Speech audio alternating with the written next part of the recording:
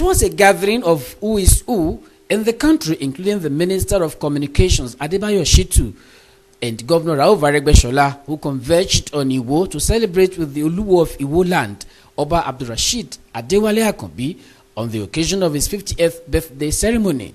Royal Father of the Day, the Etsunope Alhaji Yahya Abubakar, said while Nigerians are eager for the country to develop, they also need to exercise patience, as Rome was not built in a day. He described the Oluwo as a foremost monarch who was passionate about mobilizing his people for development and to aspire to greater heights.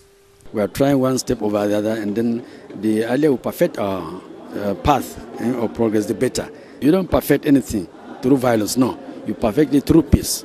Dignitaries at the occasion, including representative of Chief Olusegun Obasanjo, re-echoed President Muhammadu Buhari's assertion that his administration will not allow the country to disintegrate, while calling on aggrieved groups to dialogue. All the hate speeches, all those calling for, country to divide. So Nigeria must be one, because if you experience the war, it's a nightmare that I will not want to recall. I experienced the war.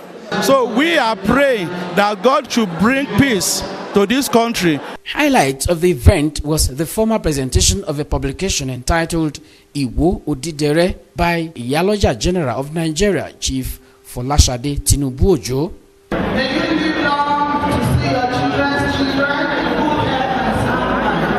He leads by example and is a fearless leader. Describing his 50-year journey as one with grace of God, the celebrant said, "Service to humanity is what I stand for. As a king is there to serve, not to rule."